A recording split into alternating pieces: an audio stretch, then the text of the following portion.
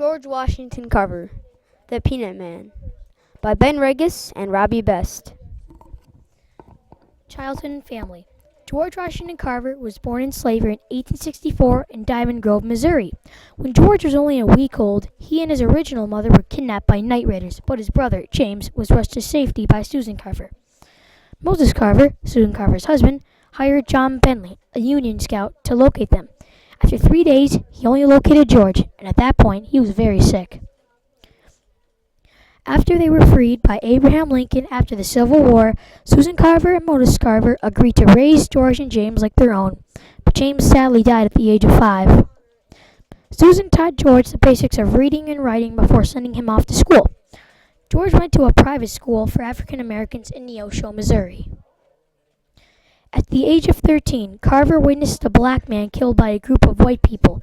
Scared that the men might kill him too, Carver decided to flee the city. He attended to many schools before earning his diploma at Minneapolis High School in Minneapolis, Kansas.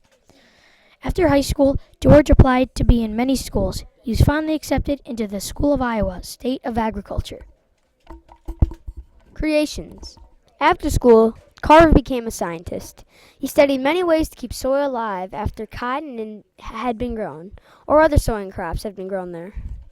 George also discovered many ways to turn peanuts, soybeans, and sweet potatoes into everyday items. Overall, Carver developed over 500 uses for these 3 crops.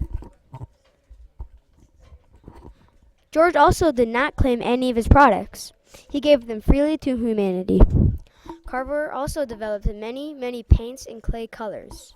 A lot of people think George created peanut butter. Although it was his favorite crop to use in his studies, he only recreated peanut butter. Peanut butter was originally made by the Aztecs in Central America. Impact on history. George changed many lives at the same time saving more with his amazing creations, from Ray making soil to peanut butter. George was a hero to the South and the rest of America. George gave his creations freely to everyone, no matter what race or culture. He also taught in colleges, teaching the importance of keeping the soil alive. Overall, George Washington Carver, or the Peanut Man, helped African Americans all over the world gain a foothold in science. He saved the South from dying soil and destruction of crops.